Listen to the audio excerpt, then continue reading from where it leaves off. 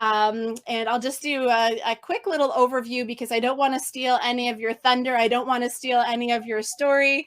But Jigar is joining us. He is an incredible storyteller, filmmaker. Are you in Tanzania right now? Is that where you're coming in from?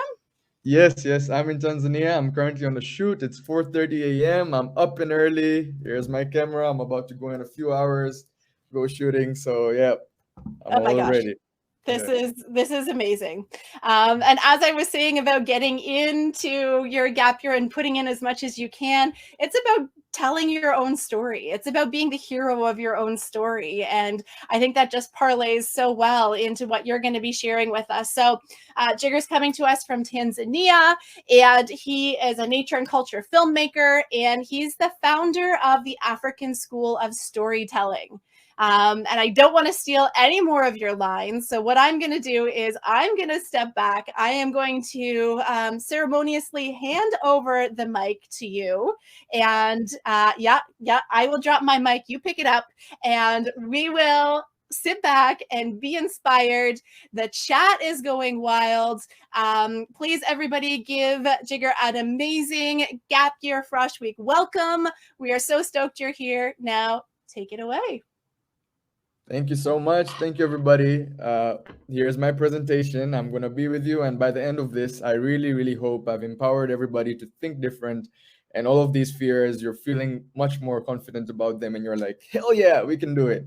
So, what we're going to do today, we're going to go through this presentation. But before we do, I just want you all to type in the chat, what mountain is this? And who is this man? What tribe does he belong to? I'm going to be doing a little bit of trivia throughout the chat.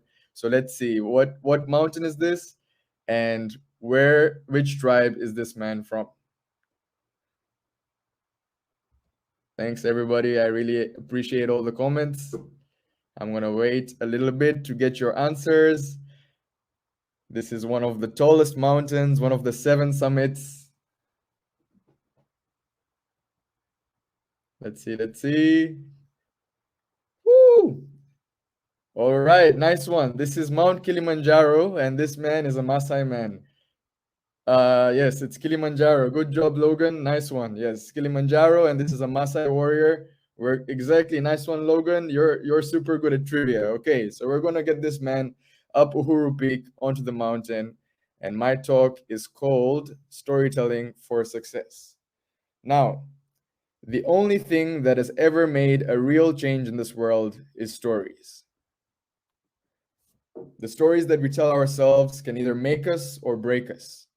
You can tell yourself that you're a magician, that everything that you touch, you manifest into beauty. Everything that you do is of value to this world. You can tell yourself that story. Or you can tell yourself the story that I am worthless, I am useless. Everything that I do is for no point at all. And both those stories can be true. Personally, both those stories at different points in my life.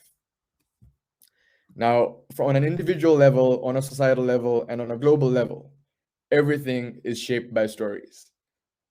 Now, I want to ask you right off the get-go right now, what kind of story are you telling yourself? And I really hope that you are able to introspect about this question throughout the rest of your gap year, throughout the rest of Frosh Week. Really introspect on this question. What kind of story are you telling yourself? All right, so a little bit more about me. Michelle introduced a little bit, but I'm going to tell you a little bit more. One word that describes me is a storyteller. I meet up with different tribes all around the world, and I get to understand their life and really connect with them heart to heart and tell their stories. Here I am on the top left with the Toga family. It's a polygamous tribe in Tanzania. That man has 7 wives, and I got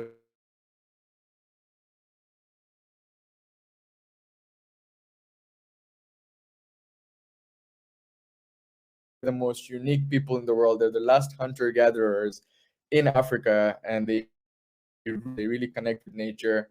In the middle, that's me in Mexico a couple of months ago, and on the right, that's me in Ghana.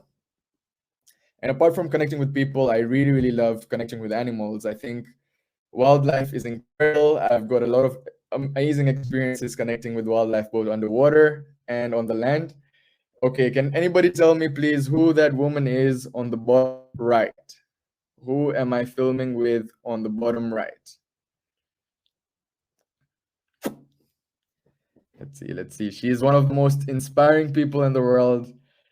I am so inspired by her, so I want to hear from you guys. Who do you think that woman is? All right.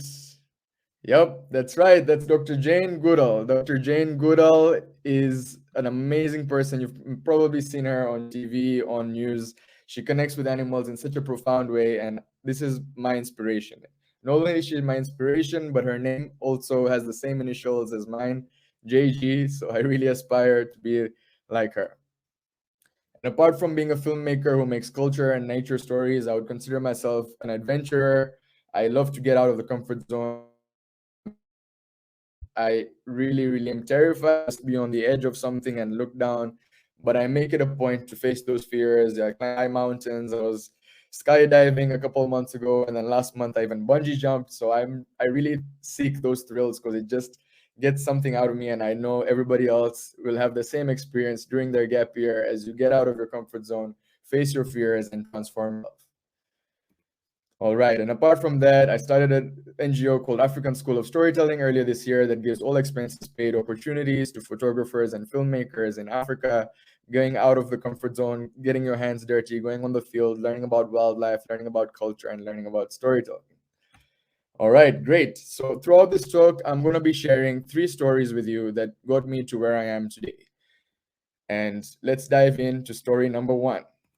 So story number 1 starts in the country that I'm in right now. That's the map of Tanzania, and that placeholder that you see, the location point, is where I was born. I was born in a place called Mwanza, and Mwanza is a town next to Lake Victoria. It's famous for its balancing rocks. It has these really big rocks that balance on each other, and these houses on the hills. It's absolutely gorgeous. Not only is it gorgeous, but my favorite part about it is that it's so close to the Serengeti. Just 2 hours and 10 minutes away, you can see giraffes like that. And just when I was 3 years old, I remember going to the Serengeti for the first time, and I remember seeing a leopard while I was 3. So that was incredible. I mean, that experience has really had a profound impact in me that I've realized later on in my life as what I'm doing now is related to that. So when I was 12 years old, I was shifted from this place over here to another place, and I'm going to ask you to guess what map this is. Clue, that's where Jazz is right now, Jasmine. Correct. That's India. Okay, so when I was 12 years old, he sent me to India, and he sent me to this school over here. It was an amazing school. It had a huge campus. It looked like a palace. It had a cricket field. You know, India is big in cricket, so that was right in the middle. It had some high-tech facilities. This was the lab that we were in for our IT class, and it was really, really well-meaning. My father wanted me to go to a great school. He wanted me to learn about our origins because I'm of Indian origin. He wanted me to go and learn about his culture and our ancestors. So he sent me here, and the school was really awesome on paper. You know, there was horse riding, there was karate, there was an Olympic-sized swimming pool, but there was also this little bizarre competition slash event. It was not really a public speaking competition. It was more of a we had to memorize a speech, and my teacher selected me to do that because they thought I have really good English. So they told me, okay, you're gonna represent our school at an inter-school competition, and there's gonna be a lot of school kids there. So that was me, prepubescent Jiggy, was representing my school, was giving a speech, and I was giving a speech and had to memorize a speech by this man right here. This man right here is Winston Churchill, and he was the Prime Minister of United Kingdom in World War II. And he gave this speech about blood, sweat, toil, and tears that was encouraging the British population to go and conscript and join the war. So for some reason, 12-year-old me was told to memorize an entire speech by this man, and it was stuffs, and I had like a few days, and I remember I was going through it, and I memorized it. I finally memorized the speech a few hours before the actual speech giving time, and I was like, all right, I got this. I go on the stage and I give this speech. I have the paper in front of me. I'm allowed to have the paper in case. And even though I had memorized the speech, I said the first few sentences out of the 6 paragraphs that were there. I said the first few sentences, and my mind just got a little bit blank. And so I looked at the paper and I could see the words, and I'm reading the words here, and I'm just going paragraph, and I just froze. I froze and I kept going. I finished the first paragraph, and then I looked up, and in the audience, I could see the kids that were bullying me in my dorm. So this was like a dorm situation where I was staying, and we were sharing with 8 kids, and those kids that were like pouring water on my bed and doing all the nastiest things for on me, I could see them on the in the audience, and they were smirking, and that just shattered me. I couldn't do anything anymore. I just was completely frozen on stage. I was looking at the paper, and I was trying my best to continue, but I just couldn't. And so I cried, and I ran off the stage. And not only did I run off the stage, I left the school completely. I left India. I told my father, I don't want to be here anymore. I'm going to die if I'm here. I thought that I'm not going to survive my life if I'm in the school anymore. So thank goodness, after 10 days, they wanted to hire me, and I had to come back to Tanzania. And I told my father, I'm not going back to India. So that was a very, very low moment for me. And I would say it was the first failure of my life. But I decided to transform that story from a story of defeat to a story of opportunity. I could have just taken it as like, Jigar is not made for public speaking. I cannot be on a stage. I'm terrible. I'm shaking. I'm trembling. Public speaking is not for me. But I decided to turn that into an opportunity. Yes, I got a really bad experience. I got defeated, but I have an opportunity to improve. I have an opportunity to do it again and to show myself that I am more than one experience that I had on a stage confronting my bullies and freaking out. So 2 years later, I went onto this stage over here, and this was in the United Nations in Nairobi, and I was dressed up in a suit, and everybody else was dressed up in a when I was speaking, I was on that projector. I was on a huge screen. Everybody could see, and all of these students pretending like their countries. They're like from Chad, they're from like Benin, they're from Togo, from Greece, from Chile. And I was representing Madagascar. My country was Madagascar, and I was talking about deforestation. So when I was talking about deforestation, I'd only like wrote the speech like, 2 nights before. And even though I was still shaking on the stage, I was still trembling. I gave this speech with a lot of passion. I actually understood what I was saying. I actually could see those animals dying in the forest. I could see those plant medicines being wiped out of the face of the earth, with those trees being cut down, with all that deforestation happening. So I knew what I was talking about, and I was telling an important story. And so when I did the story, I did really, really well, and everybody voted for me, and everybody put their placards up, and that was one of the most incredible moments of my life. And I was like, okay, I've got it. I can be a public speaker. And when we went back to school, my teacher was like, "We have a giraffe in our school. He stands tall from everybody else and is able to speak." And since then, my spirit is a giraffe, because that one experience has showed me that I need to talk about things that are important, about nature, about culture. And this is a gift that I have. That's what I realized at that age. And that's what I said, that this is what I'm going to do. I have the opportunity to speak to many people. And I'm so glad that I get to speak to all of you here. And Mesh, you're asking if that's Simon. No, that's EAMUN, East African Model United Nations. And so I just want to leave you guys with one poem. Maybe you guys have heard it before, but I'm gonna leave it with you before closing the story, so that I can inspire you to do the same. Our deepest fear is not that we are inadequate. Our deepest fear is that we are powerful beyond measure. It is our light, not our darkness, that most frightens us.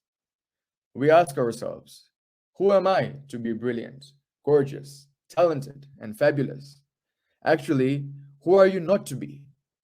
You are a child of God. Your playing small doesn't serve the world. There is nothing enlightened about shrinking so that other people won't feel insecure around you. We were born to make manifest the glory of God that is within us. It's not just in some of us, it's in everyone. And as we let our own light shine, we consciously give other people permission to do the same. As we are liberated from our own fear, our presence automatically liberates others. And I really want you all to take this poem inside, and don't be afraid. You know, all of us have some light, and I'm sure everybody's got a glimmer of your light here and there, but your fear is clouding that and being like, who am I to be so awesome, so brilliant? But who are you not to be? You are awesome. You really can, and the world deserves to see your light. The world deserves for you to be a giraffe. So please go out there, be a giraffe, stand tall, let your light shine and inspire others, because it's a ripple effect. His story, the Masai is getting up. We're now at 2,000 meters. We're gonna get to 5895. So let's dive into story number 2. All right, a little bit of trivia. What map is this? Can you tell me what country and what map is this? It's a little bit tricky. I'm gonna wait for you all because I know there's a little bit of lag. So please tell me what country this is. And this is where our story starts, story number 2. Yay, giraffe! Be a giraffe, Logan. That's right. All right, so clues for this country. It's a country. Should I give clues? Should I not give clues? I'm still waiting. Come on, guys. Don't be afraid to be wrong. Don't be afraid to be wrong. Tell me. Oh, yes. Nice one. Nice one, Pranav. That is Malaysia. First try, first right answer. Okay, so this story begins in Malaysia. When I was 16 years old, I went to Malaysia, and that is me. I know it doesn't look like me, and I know I've had many different phases, as you'll see throughout this presentation, of the way I look.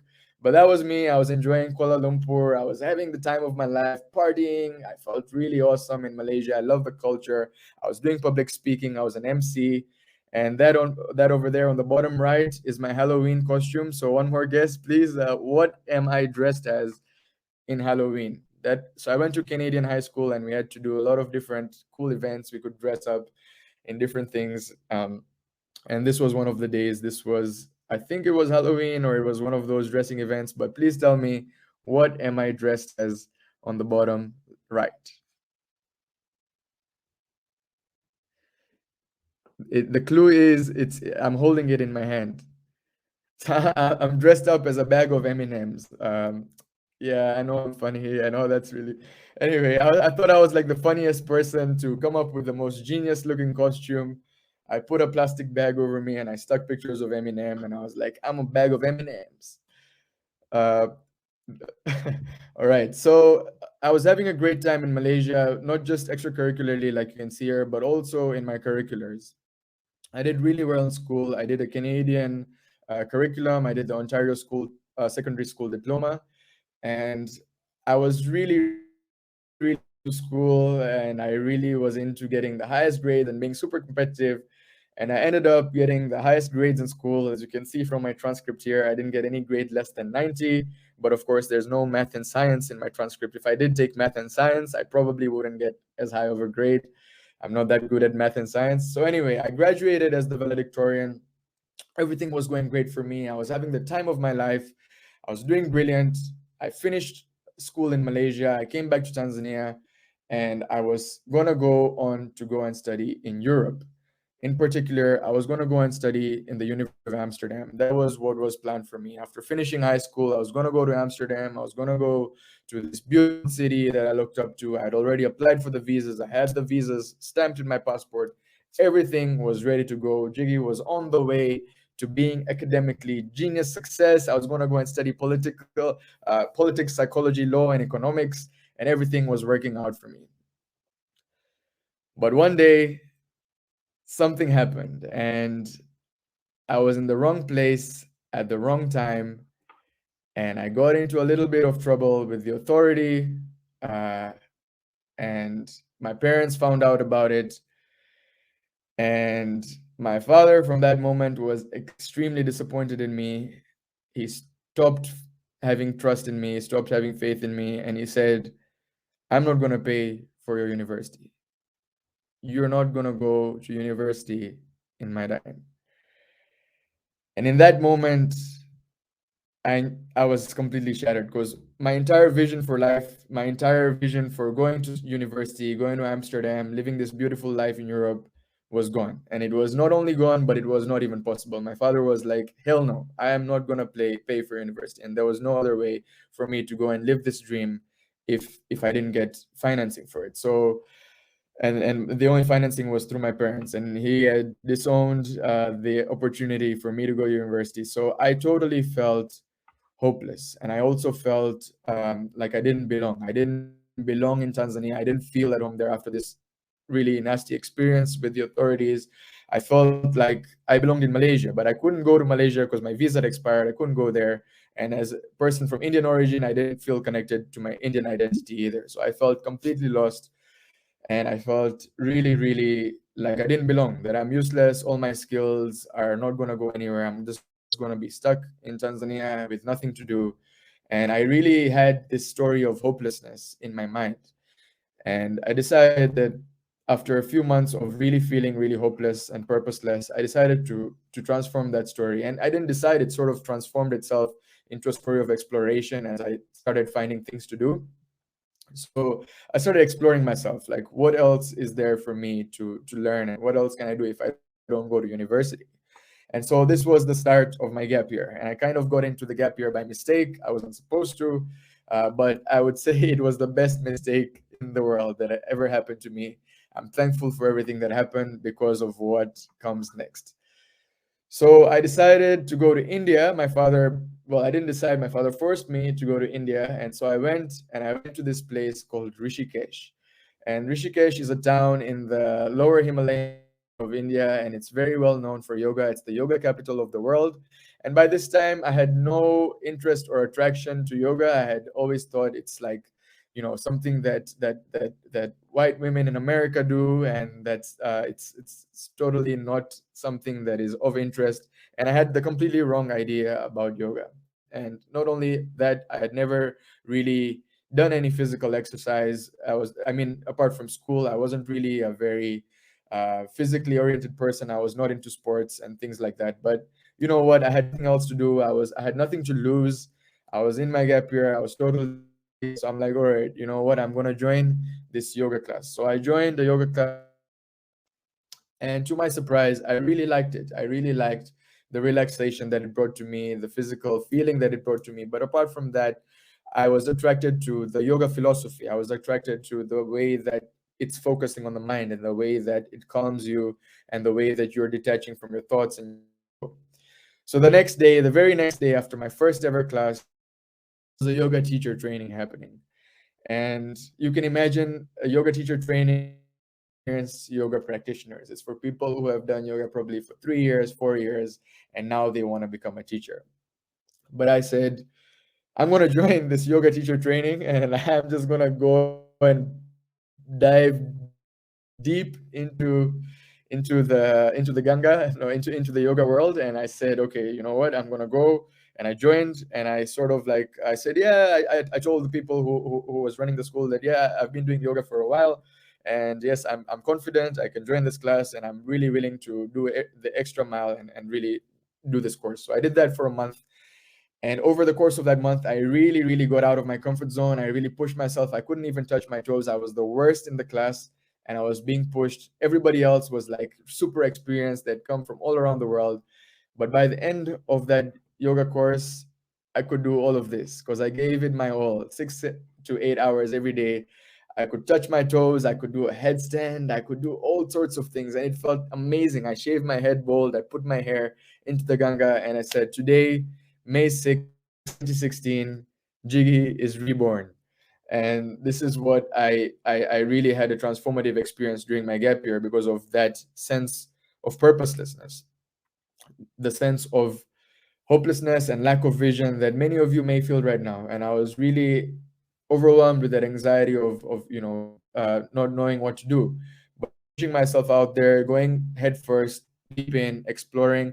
This is the outcome. And after learning yoga and becoming a student, I actually started teaching yoga. And when I got back to Tanzania, this was me doing a demonstration to around 1,000 people. So all of those people behind me, the same amount of people were in front of me, and I was doing this demonstration during International Yoga Day. And so I transformed this story of unworthiness to a story of being capable, and that also translated into And so I said, you know what? I'm going to be able to go to university. I am capable of financing myself and capable of taking myself to university. Even though my father said, no, I'm going to find a way. So I applied to, these are only some of the universities I applied to. I applied to a total of 20 all around the world, universities that were either low in tuition or that had scholarships. So I applied to like 20 universities with scholarships. And finally, I got two replies from two universities who were going to give me scholarships, both of them in Canada. One of them was the University of British Columbia. They said, we can give you $50,000 over the course of 4 years. Come and study with us. And then there was York University as well. They said, we can give you $112,000. Come and study here. So I took the York scholarship and off I was to Canada. Something that a year ago I was like, impossible. I'm not going to go to university. My life is over. A year later, a year of exploration and keep on trying, keep on being capable, knowing that that giraffe is inside. It's hidden. I can really stand tall and I can do great things. I know that inside. I reawoke that, I revived that, and this was the outcome of of all right, guys, we're halfway there, a little bit more than halfway there. We're gonna go into story number 3. Let's dive right into it.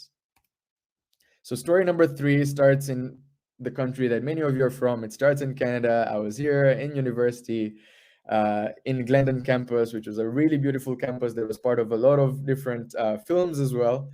And I was actually studying international studies. And the reason that I wanted to study international studies is because I wanted to learn about the world, and I wanted to learn about different cultures so that I can be aware of what's happening in the world. And I was just really attracted to know what's happening in the world. That's the reason why I took this course. And to my surprise and to my disappointment, I didn't feel like I was maximizing my learning being in university, especially during this course, because I wasn't really learning about people from the people. I was learning about people from the books and from professors who had gone around the world meeting different people. So I wasn't fully satisfied inside, and I was really feeling there's a lack of something. It was a big contrast from a year that I was in India. I was meeting up with different people. I was, meeting people of all different ages and having meaningful conversations and meaningful transformations. Whereas in university, I was more sort of in an echo chamber, and I was in the first year, so I didn't really enjoy it deep down in my heart. And I said, there's something missing. So one day, a professor sent out this email that there is an opportunity to go backpacking around the world and sort of 40 days, go to different countries and learn experiential education, learn from the people, learn from the experience. So I said, this is exactly what I want to do. I want to go. I signed up for this program right here called Amazon Adventure in Peru by Operation Groundswell, and it cost $3,500 to join. But there were 2 spots left, and I had to pay $500 to book my spot. And I didn't have, I only had $600 in my account. I only had like about $100 left. I only had enough money to pay the deposit, and I had no idea how I'm going to pay the $3,500. I still had 6 months left before the start of this trip. So I shut down. I closed the window, and I decided I'm not going to do it. I don't have the money. It's not a financially smart decision. If I commit right now, I'm going to have $100 left, and I have no idea how I'm going to get the rest of the $3,000. But that night, my friends, I couldn't sleep. I just couldn't go to bed having closed this window. I was like, there's only 2 spots left. This is an opportunity of a lifetime, and I don't want to miss it. I've always dreamt of the Amazon since I was a kid, studying geography in school. And so I said, you know what, screw it. I'm going to go all in. I paid that $500, and I was like, all right, there's no turning back. From this point on, over the next 6 months, I've got to make those $3,000 and join this trip. And this idea came to my mind. I'm like, okay, I'm going to Peru, I'm going to the Amazon. I don't know when else am I ever going to go to this place. I need to make a film about it. I want to make a film about Peru. I want to make a film about the indigenous people that I'm going to meet in the rainforest. So that was the idea that came. So not only did I have to raise the $3,000 left, I also now have to raise the cost of buying gear. But one part of me was doubting myself. I'm like, you know what? this is far short. This is gonna be too much for me. I'm just gonna postpone this dream to one day. And I was like, one day I'm gonna be a filmmaker. But part of me, one day, a friend of me told me, dude, you always say one day. You always say, one day I'm gonna be a filmmaker. One day I'm gonna travel the world. One day I'm gonna do this. You're always giving yourself one day, one day, one day. Make that one day today. And that's exactly what I did. As an international student in Canada, I couldn't do any formal jobs. I couldn't really get like, employment. So one day I saw this cycle, people doing food around Toronto. And so I said, okay, I can join that. As an international student, I can cycle and I can sort of deliver food. So that's what I did. I got a job as a bike courier and I cycled all around Toronto, and probably the entire skyline. I've probably been to every single building because I did that for 4 or 5 months straight. I did that in the snow. I did that in the rain. I did that in all sorts of weather. I did that when my brakes for my bike stopped working. I kept on cycling for the full day all summer during the program. And just a month before the program, I paid off all the Operation Groundswell fees, but I also found enough money to buy camera gear. And this was my first camera gear that I got. DJI had just launched the Spark. They had launched a really affordable drone. It was $500 as opposed to $3,000, which they had before. So I could afford that. I bought a used camera from Henry's. I got a tripod. I got a gimbal. I got a mic, extra batteries, filters, two other lenses, and off I was. But before I went to Peru, 1 week before I went to Peru, I got an ad on Instagram, and the ad said, "Win a 12-day filmmaking assignment in India. If win a 12-day filmmaking assignment to get mentored by a professional filmmaker called Brian Rapsey." And so I said, okay, you know what? I have my camera gear. This opportunity has come up on my Instagram.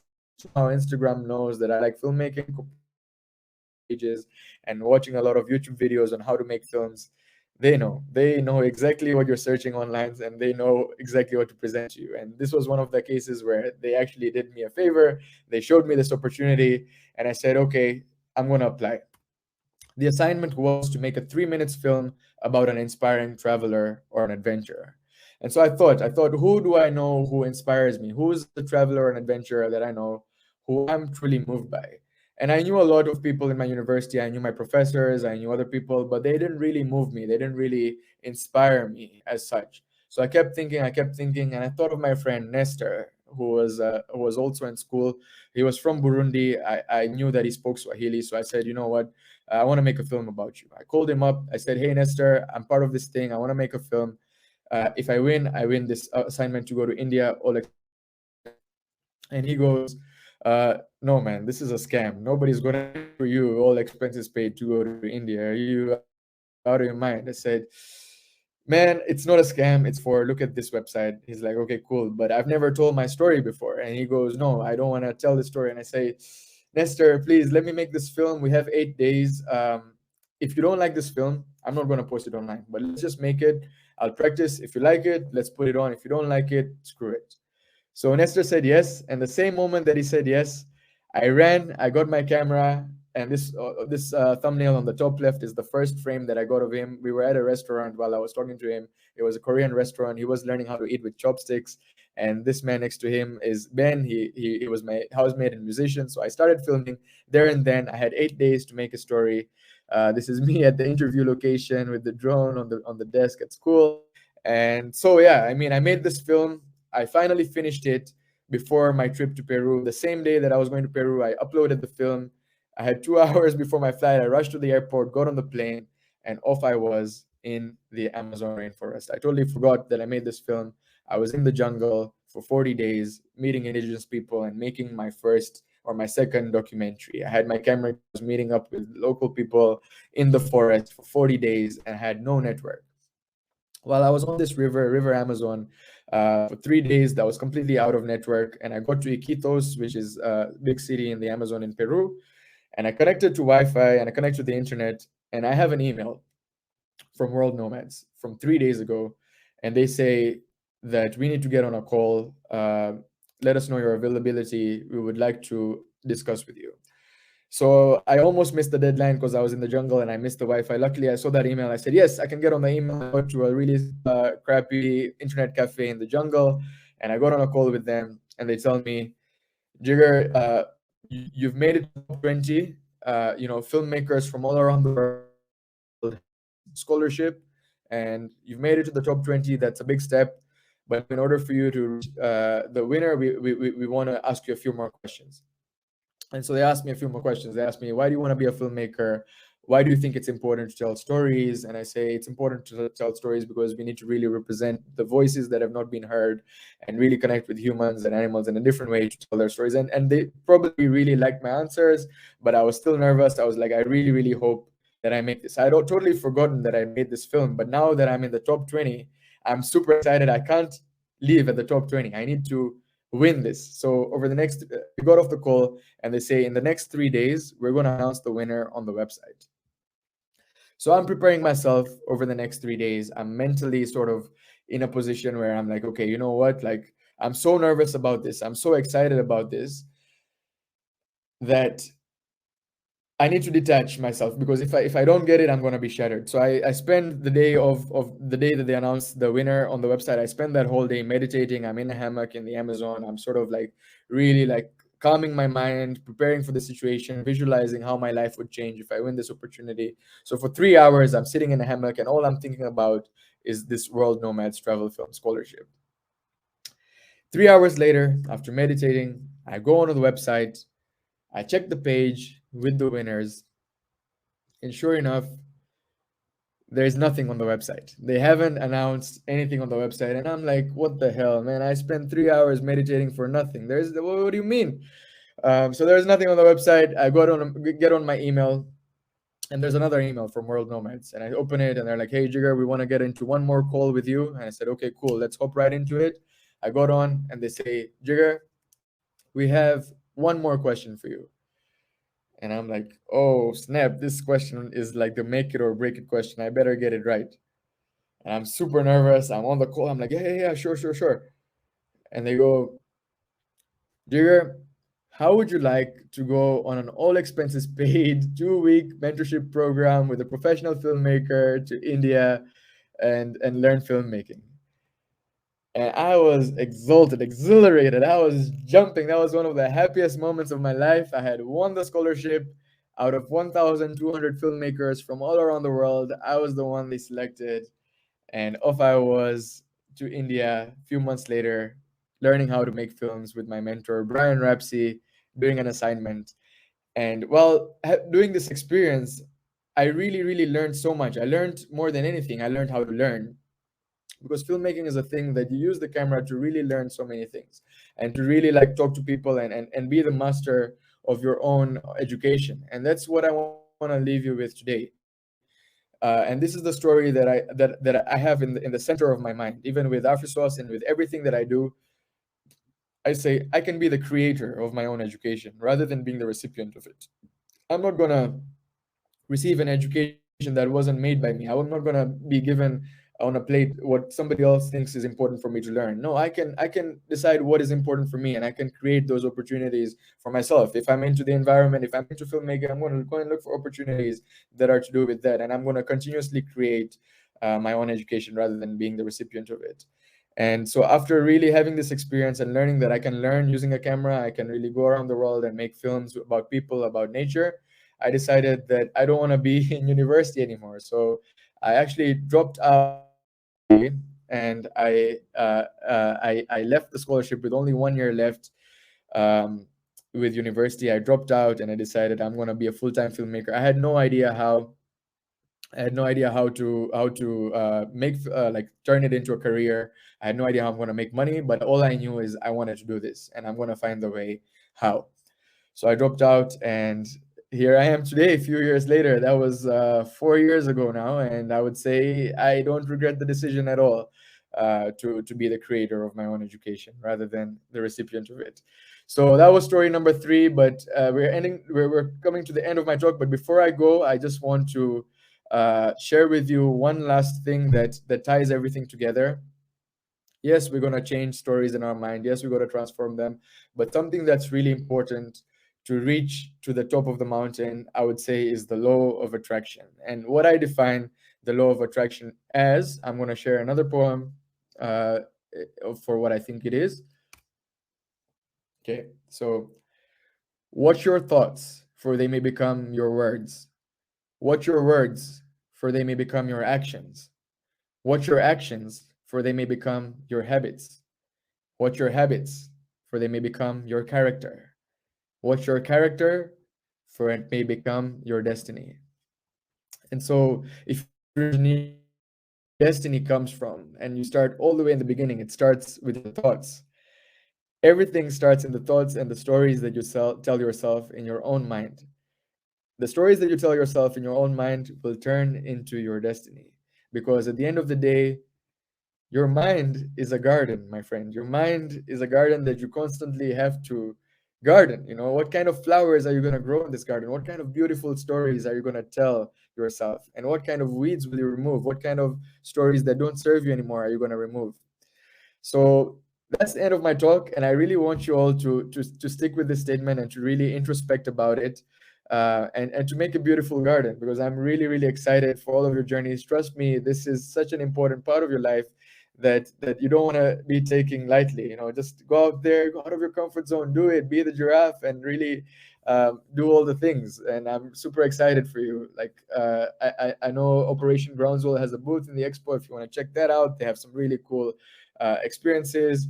But also, if you want to do something on your own, think about any passions. And it's totally okay to do something that you won't continue doing later. Like even during my gap year, I learned how to do massage therapy, and I learned how to do some other stuff which I don't use right now, but those are good skills to have.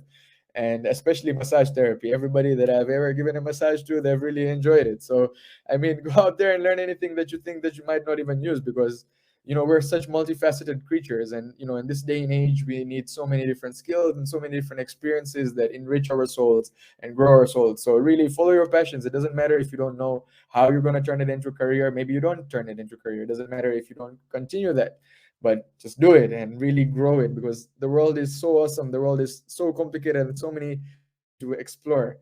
So I'm super excited about all of you. Thank you so much for listening to the talk. And I'm really, really thankful for your time. And I really hope that you have a great, great gap year. If you want to reach out to me, you can reach out to me on Instagram. You can send me an email. I'm happy to answer your questions there. Thank you very much. Jigar, thank you so much for sharing those 3 impactful stories with us.